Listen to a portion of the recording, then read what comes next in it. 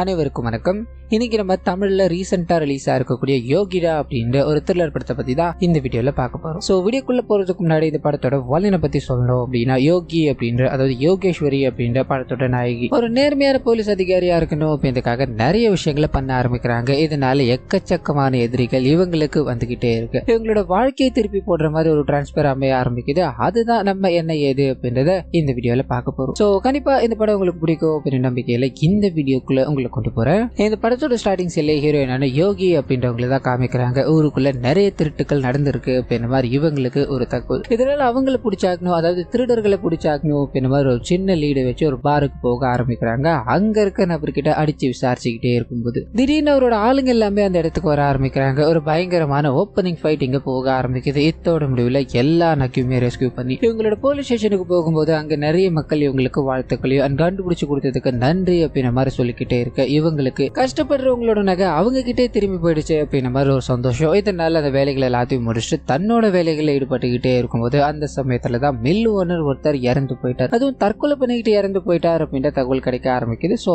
அங்க போகும்போது மில் ஓனரோட செகண்ட் ஒய்ஃப் பயங்கரமா அழுதுகிட்டு இருக்காங்க. ஆனா அவர் தற்கொலை பண்ணிக்கிட்டு இறந்து போறார் இல்லையா, அது துப்பாக்கியால சுட்டுக்கிட்டு இறந்து போயிட்டார் அப்படின்ற மாதிரி இருக்கும். ஸோ ஃபாரன்சிக் டீம் எல்லாமே வந்து அங்க எல்லாத்தையும் செக் பண்ணிக்கிட்டே இருக்கும்போது இவங்க போறாங்க பாக்குறாங்க. அண்ட் ஏதாவது எவிடன்ஸ் கிடைக்குமா அப்படின்ற மாதிரி இவங்க தேடிக்கிட்டே இருக்கும்போது அந்த செகண்ட் ஒய்ஃப் இருக்காங்க இல்லையா, அவங்க பயங்கரமா அழுதுகிட்டே இருக்காங்க. நான் யாருக்கு என்ன பதில் சொல்லுவேனே தெரியல, என்ன விட்டுட்டு போயிட்டீங்களே அப்படின்ற மாதிரி கதறி கதறி அழுதுகிட்டே இருக்க இதை இவங்க கவனிக்கிறாங்க. அது கூடவே ஃபாரன்சிக் டீம் எல்லாமே செக் பண்ணிட்டாங்க. மோர் லைக் இது ஒரு சூசைட் மாதிரி தான் தெரியுது. இதனால நம்ம இந்த பாடியை கொண்டு போகலாமான்னு கேட்க இவங்க சரின்னு சம்மதிக்கிறாங்க. அண்ட் உள்ள அழுதுகிட்டு இருக்காங்க இல்லையா அந்த செகண்ட் ஒய்ஃப், அவங்களையும் இந்த இறந்து போன நபரோட பையனை விசாரிக்கணும் அப்படின்றதுக்காக ஹீரோயின் கூப்பிடும்போது அவங்க தன்னோட கார்லயே வரன்றாங்க. சரிப்பா உங்களோட கார்லயே நானும் வந்துக்கிறேன் அப்படின்ற மாதிரி அவங்க கூட பயணம் பண்ணிட்டு போய்கிட்டே இருக்கும்போது திடீர்னு ஏன்பா உன்னோட அப்பாவை கொலை பண்ணு பின்னாடி போய்கிட்டு இருக்க நபரை கேட்கும்போது பட்டுன்னு அவருக்கு ஷாக் ஆக ஆரம்பிக்குது. ஏன் அப்பாவை நான் எதுக்காக கொலை பண்ணோம், சந்தேகத்தின் பேர்ல கூட்டு வந்து என்னதான் கொலை பண்ணுன்னு ஃப்ரேம் பண்ண பாக்குறீங்களா, என்ன நினைச்சுக்கிட்டு இருக்கீங்க நீங்க அப்படின்ற மாதிரி பயங்கரமா கத்திக்கிட்டே இருக்கும்போது பக்கத்துல உட்காந்துக்கிறாங்களே அவங்க செகண்ட் ஒய்ஃப் தானப்பா, உனக்கும் அப்பாவுக்கும் நிறைய சொத்து பிரச்சனை எல்லாம் வந்துருச்சுன்னு கேள்விப்பட்ட,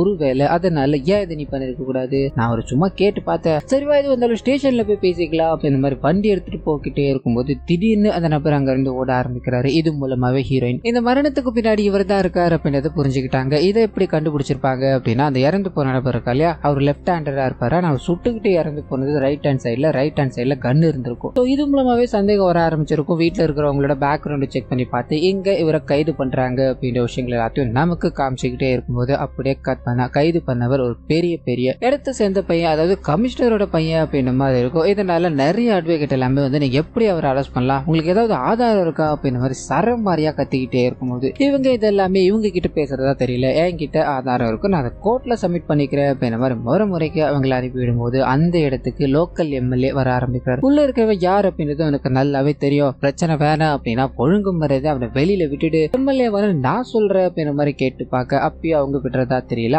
அந்த சமயத்துலதான் சென்னையில இருக்க கமிஷனர் கிட்ட இருந்து அந்த எம்எல்ஏக்கு ஒரு போன் கால். இந்த கமிஷனரோட மருமகன் தான் உள்ள இருக்காங்க அப்படின்ற மாதிரி இருக்கும். நீங்க பேசி பாத்தீங்களான்னு கேட்க, இல்ல யாரும் பேசியுமே அவ கேட்கல, ஏதாவது பண்றேன்னு கேட்கும்போது இந்த கமிஷனர் பயங்கர டென்ஷன் ஆயிடுறாங்க. இல்ல இதுக்கு மேல நானே பாத்துக்கிறேன்னு சொல்லி இவங்களுக்கு ஒரு டிரான்ஸ்பர் ஆர்டர் கொடுத்து அனுப்புறாங்க. இது இவங்களோட கரியர்லயே, அதாவது இவங்க 8 வருஷம் சர்வீஸ் பண்ணிருக்காங்க, அதுல 10வது டிரான்ஸ்பர் அப்படின்ற மாதிரி இருக்கும். கமிஷனர் கிட்டே போய் வாங்கிட்டு அவங்க மருமகனை ஜெயில தள்ளிட்டாங்க அப்படின்ற ஒரு பார்வையோட அங்கிருந்து சிரிச்சுக்கிட்டே ஹீரோயின் கிளம்ப ஆரம்பிக்க, இப்ப இவங்களுக்கு போஸ்டிங் போட்டிருக்க இடம் என்ன அப்படின்னா சென்னையில வியாசர்பாடி அப்படின்ற ஒரு ஏரியா. சோ அந்த ஏரியாவுக்கு போக தயாராயிட்டாங்க அப்படின்ற விஷயங்கள் எல்லாத்தையும் நமக்கு இங்க காமிச்சுக்கிட்டே இருக்கும்போது ஒரு மாசத்துக்கு முன்னாடி அதே பகுதியை சேர்ந்த ஒரு போலீஸ்காரரை அங்க இருக்க ரவுடி பசங்க எல்லாமே ரொம்ப கொடூரமான முறையில கொலை பண்ணி அவரோட உடல் கிடைக்க கூடாது அப்படின்றதுக்காக அந்த கால்வாயெல்லாம் இருக்கும் இல்லையா அதுல தூக்கி போட்டுட்டாங்க அப்படின்றத நமக்கு இங்க காமிச்சுக்கிட்டே இருக்கும்போது ஹீரோயின் அந்த ஸ்டேஷனுக்கு தான் எஸ்ஐ இப்ப போய்கிட்டு இருக்காங்க அப்படின்றது காமிக்க ஆரம்பிக்கிறாங்க. அவங்க வண்டியில டிராவல் பண்ணிட்டு போய்கிட்டே இருக்கும்போது இன்னைக்கு கரெக்டா ஒரு 3-3:30 மணி அளவுல ஒரு சேட்டை நாங்க கொலை பண்ண போறோம், அதுவும் போலீஸ் ஸ்டேஷன் வாசல்ல கொலை பண்ண போறோம் அப்படின்ற மாதிரி நிறைய இடங்கள்ல போஸ்டர் ஓட்டப்பட்டிருக்கு. இதை பார்த்து இங்க இருக்கிறவங்க, அதாவது டிரைவர் கிட்ட கேட்கும்போது, மேம் இந்த ஏரியாவே இப்படிதான் மேம், இங்க பயங்கரமான விஷயங்கள்லாம் நடந்துகிட்டு இருக்கோம், இதே மாதிரிதான், அதாவது உங்களை மாதிரியே தான் ஒருத்தர் எதிர்த்து கேட்டுக்கிட்டே இருந்தார், அவரோட உடல் கூட இன்னும் கிடைக்கல மேம், எங்க போச்சுன்னே தெரியலன்னு புலம்பிக்கிட்டே இருக்கு. இவங்களால இதை ஏத்துக்கவே முடியல, ஒரு உயிர் போகுது, அதை நம்ம பார்த்துக்கிட்டு இருக்க முடியுமா அப்படின்ற மாதிரி வேகமா அங்க போகலான்னு ட்ரை பண்ண. அதே சமயத்துல போலீஸ் ஸ்டேஷன் வாசல்ல நிறைய ரவுடிகள் எல்லாமே அந்த நபரை போட்டு அடிச்சுக்கிட்டே இருக்காங்க. போலீஸ்காரங்க நின்று பார்த்துக்கிட்டு இருக்காங்களே தவிர ஒருத்தர் கூட தடுக்கிறதா தெரியல. வந்த ரவுடி பசங்களும் அவரை குத்திட்டு அங்க இருந்து ஓடணும் ட்ரை பண்ணும்போது கரெக்டா ஹீரோயின் வராங்க. அவங்களை பிடிக்கணும் அப்படின்ற மாதிரி பல மூச்சுகள் எடுத்துக்கிட்டே இருக்கும்போது ஒண்ணுமே பண்ண முடியல. அது அடிபட்டு கிடக்கிறவரை ஹாஸ்பிட்டல் கொண்டு போகணும் அப்படின்ற ட்ரை பண்ண அந்த சமயத்துல தான் போலீஸ் ஸ்டேஷன்ல இத்தனை பேர் இருந்தும் ஒருத்தர் கூட இது கேள்வி கேட்கலையே அப்படின்ற ஒரு கோபம் உள்ள போறாங்க. இது எல்லாத்துக்கும் பின்னாடி யாரு இருக்கா, இவ்வளவு பகிரங்கமா மிரட்டல்கள் விடுத்து கொலை பண்ணிக்கிட்டு இருக்கான் அப்படின்னா அவன் யாரா இருக்கோ அப்படின்ற மாதிரி கேட்டுக்கிட்டே இருக்க ஸ்டேஷன்ல வேலை செய்யற, அதாவது இந்த டீ கொடுக்குற வேலைகள் எல்லாத்தையும் செய்யற ஒரே ஒரு பெண் மட்டும் மேம் அவங்க யாருமே வாயை திறக்க போறது கிடையாது. ஏன்னா எல்லாத்துக்கும் பின்னாடி ஜவஹர் பாபு அப்படின்ட்டு ஒரு ரவுடி தான் இருக்கான்னு சொல்லும் போது அப்படியே கட் பண்ணி அவனுக்கு ஒரு இன்ட்ரோ போக ஆரம்பிக்குது. ஸோ ஜவஹர் பாபு அப்படின்ற ஒரு பெரிய பெரிய ரவுடியை காமிக்கிறாங்க. அவனை கொலை பண்ணணும் அப்படின்றக்காக நிறைய ஆளுங்க துரத்திக்கிட்டே இருக்கும்போது அவங்க எல்லாருக்கூடயும் சண்டை போட்டுக்கிட்டே இருக்க அந்த சமயத்துல தான் தன்னை கொலை பண்ண அனுப்புனது தன்னோட அக்கா தான் அப்படின்ற விஷயம் தெரிய ஆரம்பிக்குது. ஸோ தன்னோட அக்காவோட வீட்டுக்கு போற அக்கா முதற்கொண்டு மாமா வரைக்கும் ஏன் அக்காவோட பொண்ணு வரைக்கும் இரக்கமே இல்லாம கொலை பண்ணிட்டு அங்கிருந்து கிளம்புறா அப்படின்ற விஷயங்கள் எல்லாத்தையும் நமக்கு இங்க காமிச்சுக்கிட்டே இருக்கும்போது கட் பண்ண ஒரு நபரை ஹாஸ்பிட்டல் சேர்த்திருக்காங்க இல்லையா, அவரை பார்க்கணும் இதுக்காக ஹீரோயின் போய்கிட்டே இருக்கும்போது அவர் ஹாஸ்பிட்டல்ல இறந்து போயிட்டார் அப்படின்ற ஒரு தகவல். இதனால என்ன பண்ணலாம் யோசிக்கிறாங்க. இது எல்லாத்துக்கும் காரணம் அந்த பாபு தான் இல்லையா, அவனை சந்திக்கலாமே அப்படின்ற மாதிரி அங்க போக கூட இருக்க எல்லா போலீஸ்காரங்களுக்கும் பயமா இருக்கு. ஆனா இவங்க கொஞ்சம் கூட பயப்படுறதா தெரியல. அந்த ரவுடியை போய் சந்திக்கிறாங்க. இதுக்கு பின்னாடி ஒரு 4 பேர் இருக்கானுங்க, அவனுங்களை மட்டும் நீ அனுப்பி வச்ச அப்படின்னா பிரச்சனை இல்லாம போயிடும் சொல்ல அந்த நபரு பார்த்த உடனே என்னையாது இவ்வளவு மிரட்டுறாலே இந்த கோபம் எனக்கு பிடிச்சிருக்கு அப்படின்ற மாதிரி அவங்கள பார்த்து சிரிச்சுக்கிட்டோம் நக்கல் அடிச்சுக்கிட்டோம் நின்றுகிட்டே இருக்கு. இது எல்லாத்தையுமே ஹீரோயின் கவனிக்கிறாங்க. அந்த 4 பேரை நீ அனுப்பலன்னா என்ன, நீயும் உன்னோட ஆளுங்களும் என்கிட்ட தானா வருவீங்க அப்படின்ற மாதிரி அங்க இருந்து போய்கிட்டே இருக்கு. கூட இருக்கவங்க எல்லாருமே அண்ணன் போட்டு தள்ளிடலாமான்னு கேட்க இல்லடா புதுசா வந்திருக்கா அப்படிதான் இருப்பான், போக போக இதை பார்த்துக்கலாம் அப்படின்ற மாதிரி ஃப்ரீயா விடுறாங்க. கட் பண்ண ஹீரோயின் கிட்ட போக ஆரம்பிக்குது. அவங்க அவங்களோட வேலைகள் எல்லாத்தையும் பார்த்துக்கிட்டே இருக்கும்போது சீனியர் லெவல்ல இருந்து ஒரு கால், இன்னைக்கு இந்த போலீஸ் எக்ஸாம் எழுதுறதால நீங்க ஒரு ரவுண்ட்ஸ் மாதிரி போயிட்டு வர முடியுமான்னு சொல்ல ஒரு பர்டிகுலர் ஸ்கூலுக்கு போறாங்க. அங்க இருக்க எல்லாத்தையும் செக் பண்ணிக்கிட்டே இருக்கும்போது ஒரு 2 நபரை பாக்குறாங்க. இந்த 2 நபர் தான் அந்த பாபு இருக்கா இல்லையா, அவரோட டீம்ல இருந்தாங்க அப்படின்றத இவங்க பார்த்த உடனே கண்டுபிடிச்சிட்டாங்க. அது மட்டும் இல்லாம இந்த ப்ளூடூத் ஸ்பீக்கர் எல்லாத்தையும் வச்சு, அதாவது காதுகள்ல ஏர்பாட்ஸ் எல்லாத்தையும் வச்சு ஏமாத்தி எக்ஸாம் எழுதிக்கிட்டு இருக்காங்க அப்படின்றது தெரிய ஆரம்பிக்குது. அவங்கள அங்க இருந்து கூட்டு போய்கிட்டே இருக்க எல்லாருமே பயப்படுறாங்க. இவங்க ஜவஹர் பாபுவோட பசங்க, நீங்க தேவையில்லாம பிரச்சனையை விலை கொடுத்து வாங்கிட்டு இருக்கீங்க அப்படின்னு கத்திக்கிட்டே இருக்க இவங்க கேட்கறதா தெரியல. பட்டுன்னு கமிஷனர் அந்த இடத்துக்கு வர ஆரம்பிக்கிறாங்க. நீ என்ன பண்ணிக்கிட்டு இருக்க, நீ தேவையில்லாத விஷயங்கள் எல்லாம் எதுவும் நுழைஞ்சுக்கிட்டு இருக்க, ஒழுங்கு முறைதான் அவங்களை விட்டு அவங்க போய் எக்ஸாம் எழுதிட்டோம் அப்படின்ற மாதிரி சொல்ல இந்த பாபுக்கு இந்த கமிஷனர் சப்போர்ட் அப்படின்றத புரிஞ்சுக்கிறாங்க. இவனுங்களே எக்ஸாம் எழுத விட்டோம் அப்படின்னா ஏற்கனவே இவனுக்கு பொறுக்கிங்க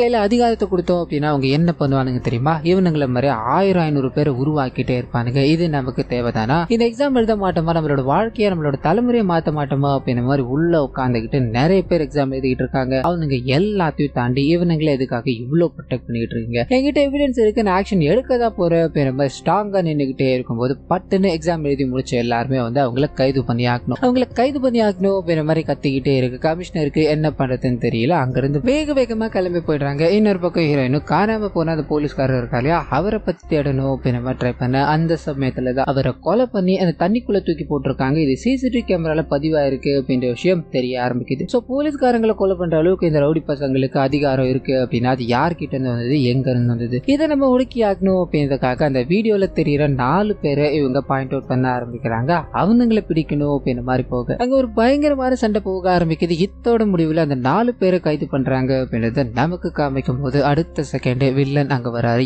யாரை கேட்டு ஆள் மேல நீ கை வச்ச, ஒழுங்கு மருதே அவனுங்களை விட்டுட்டு நீ எல்லையை மீறி போய்கிட்டு இருக்க அப்படின்ற மாதிரி கத்தி பேசிக்கிட்டே இருக்கும்போது இவங்க கூலா ஹேண்டில் பண்ண ஆரம்பிக்கிறாங்க. சிகரெட் எல்லாத்தையும் புடிச்சுக்கிட்டு நான் என்னோட வேலையை பார்த்தேன் அவ்வளவுதான். இந்த ஏரியால இருக்க எல்லாருக்குமே நீ பயமுறுத்துற மாதிரி இருக்கலாம், ஆனா எனக்கு உன்னை பார்த்தா பயமே கிடையாது, நீங்க இருந்து போகலாம் அப்படின்ற மாதிரி முறைக்க சொல்லி அனுப்பும் போது இவ செம்ம கோவத்துல அங்க இருந்து போக ஆரம்பிக்கிறார். அடுத்த நாள் காலையில ஹீரோயின் இந்த வாக்கிங் எல்லாமே போய்கிட்டே இருக்கும்போது திடீர்னு மர்ம நபர்களால தாக்கப்படுறாங்க. அங்க இருக்க எல்லாருக்கையும் சண்டையை போட்டுட்டு அங்கிருந்து கிளம்பணும் ட்ரை பண்ணும்போது பட்டுன்னு இவங்களை ஒரு கார் அடிச்சு தூக்க ஆரம்பிக்குது. கார்ல இருக்கிறது வில்லனான பாபு அப்படின்றத நமக்கு காமிக்கிறாங்க. சோ காயங்களோட ஹீரோயின் ஹாஸ்பிட்டல் அனுமதிக்கப்படுறாங்க. அவங்கள பார்க்கணும் அப்படின்றதுக்காக கமிஷனர் வராங்க. இதுக்கு பின்னாடி யார் இருக்காங்க அப்படின்றது நல்லாவே அவங்களுக்கு தெரியும். இருந்தாலும் உங்களுக்கு யார் மேலாவது சந்தேகம் இருக்கா, ஏதாவது ஆக்ஷன் எடுக்கணும்னா சொல்லுங்கம்மா, எடுத்தலாம் அப்படின்னு மாதிரி அவங்கள நக்கல் அடிச்சுக்கிட்டே இருக்கும்போது கரெக்டா வில்லனும் அங்க என்ட்ரி கொடுக்குறாரு. இவங்க 2 பேரையும் பார்த்துட்டு இவங்க 2 பேர்கிட்ட பேசி ஒன்னும் ஆகாது அப்படின்றத புரிஞ்சுக்கிட்டு இல்ல யார் மேலேயும் எனக்கு சந்தேகம் இல்ல, இது யார் பண்ணாரு தெரியல அப்படின்ற மாதிரி ஹீரோயின் சொல்லும் போது அங்க இருக்க வில்லனும் இவங்களை பகிரங்கமா மிரட்டிட்டு அங்க இருந்து கிளம்ப ஆரம்பிக்கிறார். அப்படியே கட் பண்ணா இவங்க ஹாஸ்பிட்டலைஸ் பண்ணப்பட்டிருக்காங்க. அதே சமயத்துல வில்லனும் அவரோட வேலைகள் எல்லாத்தையும் பார்த்துக்கிட்டே இருக்கும்போது பட்டுன்னு ஹீரோயின் ரெக்கவர் ஆகுறாங்க. அதாவது இவங்க ஒரு 2-3 மாசம் வரமாட்டாங்க அப்படின்ற மாதிரி திங்க் பண்ண அவங்க ஒரே மாசத்துல ரெக்கவர் ஆகி கமிஷனர் கிட்ட ரீஜாயினிங் லெட்டர் கொடுக்கும்போது அவங்களுக்கு பயங்கர ஷாக்கா இருக்கு. இருக்கு. இருந்தாலும் அதை எதுக்கிட்டு நீ இல்லாத வரைக்கும் உன்னோட ஸ்டேஷன் சந்தோஷமா இருந்தது.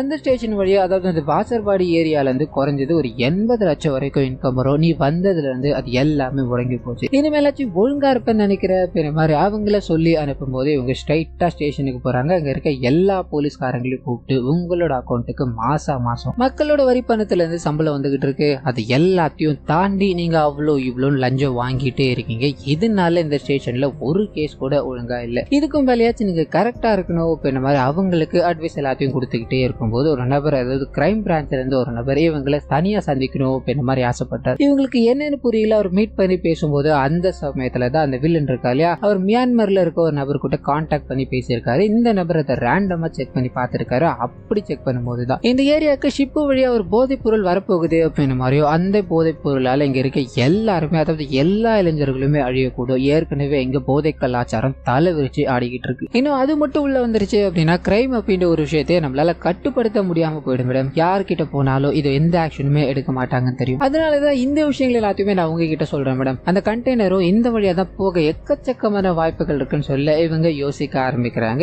யாருக்கும் தெரியாம ஒரு பிளான போடுறாங்க. அது மூலமா கண்டெய்னர் இருக்கு இல்லையா, அது வேற பக்கமா திருப்ப ஆரம்பிக்கிறாங்க. இது எதுவும் தெரியாம கண்டெய்னர் வந்துகிட்டே இருக்கும்போது போலீஸ்காரங்க எல்லாம் கண்ணோட நிக்கிறாங்க. இதை பார்த்துட்டு அந்த 2 பேரும் இறங்கி ஓட ஆரம்பிக்க இவங்க கண்டெய்னர் ஃபுல்லா செக் பண்ண ஆரம்பிக்கிறாங்க. கரெக்டா போதை பொருள் அதுலதான் இருக்கு அப்படின்றது தெரிஞ்சிருச்சு. நைட்டோட நைட்டா மெஜிஸ்ட்ரியோட வீட்டுக்கு போய் அது எல்லாத்தையும் சீஸ் பண்றாங்க. அழிக்கணும் அப்படின்ற மாதிரி அவர் உத்தரவிடும் போது இவங்க அது எல்லாத்தையுமே எரிச்சு நடக்க இருந்த ஒரு பெரிய பெரிய ஆபத்தை தடுக்கிறாங்க அப்படின்ற விஷயங்கள் எல்லாத்தையும் இங்க காமிச்சுக்கிட்டே இருக்கும்போது வில்லனுக்கு பயங்கர கோபமாக ஆரம்பிக்குது. அதே சமயத்துலதான் ஒரு சென்ட்ரல் மினிஸ்டரை நமக்கு காமிக்கிறாங்க. அந்த மினிஸ்டர் கிட்ட இருந்து ஹீரோயினுக்கு போன் வர ஆரம்பிக்குது. நீங்க என்ன உடனடியா பார்க்க முடியுமான்னு கேட்க இந்த மனுஷன் அங்க போக ஆரம்பிக்கிறார். இந்த மாதிரி நான் கோயம்புத்தூர் போயிருந்தோமா, அங்க இருக்க எல்லா போலீஸ் ஸ்டேஷன்லயும் உங்களை பத்தி தான் பேசிக்கிட்டு இருக்கீங்க, நீங்க பயங்கரமான ஆளு போலியமா அப்படின்ற மாதிரி பேசிக்கிட்டே காஃபி கொடுக்க ஆரம்பிக்க அது அவங்க லைட்டா குடிக்கிறாங்க. அப்படியே மயக்கம் போட்டு விழ ஆரம்பிக்கிறாங்க. இதுக்கப்புறம் இங்க என்ன நடக்குது அப்படின்றத காமிக்கல. கட் பண்ண அந்த வில்லன் கிட்ட போக ஆரம்பிக்குது. அவர் ரோட்டு சைடு போய்கிட்டே இருக்கும்போது ஸ்டேஷன்ல ஒரு லேடி வேலை பாக்குற மாதிரி காமிச்சாங்க இல்லையா, அந்த லேடியை பாக்குறான். அந்த லேடி கிட்ட பூ வாங்கணும் அப்படின்ற மாதிரி ட்ரை பண்ண அவங்க பயந்து நடுங்க ஆரம்பிக்கிறாங்க. இந்த சீன் அப்படியே கட் பண்ணி சென்ட்ரல் மினிஸ்டர் இருக்கா இல்லையா, அவர் மாரடைப்பால இறந்து போயிட்டார் அப்படின்ற தகவல் எல்லா இடத்துலயும் பரவ ஆரம்பிக்குது. எல்லாருமே பயங்கரமான வன்முறையை கையாள ஆரம்பிக்கிறாங்க அப்படின்ற மாதிரி இருக்கும். இதை ஹீரோயின் பாக்குறாங்க. ஒரு இடத்துல ஊனுமுட்டோன்னு கூட பார்க்காம எல்லாரையும் அடிச்சு துவம்சம் பண்ணி வச்சிருக்க. இதை அவங்க தட்டி கேட்க ஆரம்பிக்கிறாங்க. அது அங்க இருந்து கிளம்பி இறந்து போன நபரை பார்க்கணும் அப்படின்ற மாதிரி போறாங்க. அங்க இருக்க வில்லன் கிட்ட உன்னோட அண்ணா நீ ஹார்ட் அட்டாக்ல தானே இறந்து போன நினைச்சா, அப்படிலாம் கிடையவே கிடையாதுப்பா அப்படின்ற மாதிரி அவரை பயங்கரமா வெறுப்பேத்திட்டு அங்க இருந்து நடக்க ஆரம்பிக்க. அப்பதான் இதுக்கு பின்னாடி நடந்த விஷயங்கள் போக ஆரம்பிக்குது. சோ அந்த பொண்ணு அதாவது அந்த பூ விற்கிற பொண்ணை பார்த்தாங்க இல்லையா, அந்த பொண்ணு அடையணும் அப்படின்றக்காக இந்த சென்ட்ரல் மினிஸ்டர் பயங்கரமான வேலைகளை ஈடுபட்டுக்கிட்டே இருக்க ஹீரோயினுக்கு பட்டுன்னு அந்த பொண்ணு வீடியோ கால் அடிக்கிறாங்க. நான் ஆபத்துல இருக்க என்ன காப்பாற்ற முடியுமான்னு கேட்க பக்கத்துல ஏதாவது இருக்கான்னு கேட்கறாங்க. அவங்க ஃபுல்லா செக் பண்ணி பார்த்துக்கிட்டே இருக்கும்போது நிறைய மாத்திரைகள் தென்படுது. சோ அது எல்லாத்தையுமே பால்ல கலக்கி வச்சிடுறாங்க. இந்த நபரும் வெளியே வந்து அவர் பங்குக்கு ஒரு 2 மாத்திரையை போட்டுட்டு இதை போட்டாதான் எனக்கு நல்ல சக்தி கிடைக்கும் அப்படின்னு மாதிரி அவங்கள நெருங்கலான்னு போக பட்டுன்னு நெஞ்சு பிடிச்சிக்கிட்டு அந்த இடத்துல விழுந்து இறந்து போயிடுறாரு அப்படின்ற மாதிரி இருக்கும். சோ இங்க இதுதான் நடந்தது அப்படின்ற மாதிரி ரிவீல் ஆக்கிட்டே இருக்கு. அதே சமயத்துல இவங்க ஸ்டேஷன் வந்து பார்க்கும்போது அந்த லேடி இருக்காங்க இல்லையா, பூவித்த லேடி, அவங்க ஸ்டேஷன்ல தற்கொலை பண்ணிட்டு இறந்து போயிட்டாங்கன்னு இருக்கு. அவங்க எதுக்காக இங்க வந்தாங்க, எதுக்காக இப்படி பண்ணாங்க அப்படின்ற எதுவுமே தெரியல. அந்த சமயத்துலதான் வில்லனோட என்ட்ரி. சோ இதுக்கு பின்னாடி இவர் தான் இருக்காரு. இவர் தான் இந்த வேலையை பார்த்துட்டாரு அப்படின்ற மாதிரி நமக்கு காமிச்சுக்கிட்டே இருக்கும்போது கமிஷனர் கிட்ட இருந்து போன் வர ஆரம்பிக்குது. லாக்அப்ல ஒரு பொண்ணு தற்கொலை பண்ணிக்கிட்டு இறந்து போயிட்டா. இதுக்கு நீங்க என்ன பதில் சொல்ல போறீங்க, இது எல்லாத்துக்குமே நீங்க தான் காரணம் அப்படின்ற மாதிரி சொல்லி சஸ்பெண்ட் லெட்டர் கொடுத்து அனுப்பும்போது ஹீரோயினுக்கு என்ன பண்றதுன்னு தெரியல. அது எல்லாத்தையும் வாங்கிட்டு ஆட்டோல போய்கிட்டே இருக்கும்போது அந்த சமயத்துலதான் ஆட்டோ டிரைவர் மூலமா ஒரு விஷயம் தெரிய ஆரம்பிக்குது. அந்த வில்லன் இருக்கா இல்லையா, அவர் இறந்து போன அந்த சென்ட்ரல் மினிஸ்டருக்கு தம்பியா இருப்பாரு. அவர் இறந்து போறதால இப்போ இந்த மனுஷன் எலெக்ஷன்ல நிக்கணும் அப்படின்ற மாதிரி முடிவாயிட்டார். அவன் மட்டும் அரசியல்வாதி ஆயிட்டான் அப்படின்னா ஏற்கனவே ரவுடியா இருந்து எல்லா அராஜகத்தையும் பண்ணிக்கிட்டு இருக்கான். அதுக்கப்புறம் என்ன நடக்கும் அப்படின்ற மாதிரி நீங்களே யோசிச்சு பாருங்கப்பா. நாடு எங்க போய்கிட்டு இருக்குன்னு தெரியலமான்னு புலம்பிக்கிட்டே இருக்கும்போது இவங்க என்ன பண்ணலான்னு யோசிக்கிறாங்க. அதே சமயத்துல மனு தாக்கல் பண்ணணும் அப்படின்ற மாதிரி அந்த வில்லன் கேங்கும் போய்கிட்டே இருக்கும்போது கரெக்டா பிளாஷ் நியூஸா ஹீரோயின் இவர் மேல செக்ஷுவலா அபியூஸ் பண்ணிட்டாரு அப்படின்ற மாதிரி கேஸ் கொடுத்திருக்காங்க. இதனால இவரை கைது பண்ணணும் அப்படின்ற மாதிரி நியூஸ் போய்கிட்டே இருக்கும். ஒன்னும் புரியாம குழம்பி போக அப்படியே கட் பண்ண கோர்ட்ல காமிக்கிறாங்க. சோ ஹீரோயின் இவர் மேல கேஸ் கொடுத்துட்டாங்க இல்லையா, இதனால அந்த வில்லனோட தரப்புல இருந்தும் இவர் ஒரு பெரிய பெரிய அந்தஸ்துல இருக்க மனுஷன் ஆதாரம் இல்லாம இவர் எப்படி நீங்க பாயிண்ட் அவுட் பண்ணலாம், இதுக்கு என்ன ஆதாரம் வச்சிருக்கீங்க அப்படின்ற மாதிரி சரமாரியான கேள்விகள் எழுப்பிக்கிட்டே இருக்க. இவங்களே ஒரு ஆதாரம் தான் அப்படின்ற மாதிரி சொன்னாலும் ஸ்பெஷலா ஹீரோயின் ஒன்று வச்சிருக்காங்க. அது என்ன அப்படின்னா இவங்க மயக்கம் போட்டு விழுந்தாங்களே அந்த மினிஸ்டரோட வீட்டுல கண்ணை திறந்து பார்க்கும்போது இவங்களோட உடை எல்லாமே எதுவுமே இவங்களோட உடம்புல இல்ல. பயந்து போறாங்க. போன் அடிச்சுக்கிட்டே இருக்கு. எடுத்து பேசும்போது அந்த மினிஸ்டர் தான் லைன்ல இருக்காரு அப்படின்ற மாதிரி இருக்கும். ஒன்ன நாங்க ஏதாவது பண்ணணும் அப்படின்ற தான் தூக்கிட்டு வந்தோம். ஆனா நீ என்னோட ஆளுங்களை எல்லாம் உள்ள வச்சிருக்கு இல்லையா, அதனாலதான் இந்த மாதிரி ஒரு ட்ரீட்மெண்ட் கொடுத்தோம் அப்படின்ற மாதிரி 2 பேரும் சேர்ந்து அவங்கள கற்பழிச்சிருக்காங்க.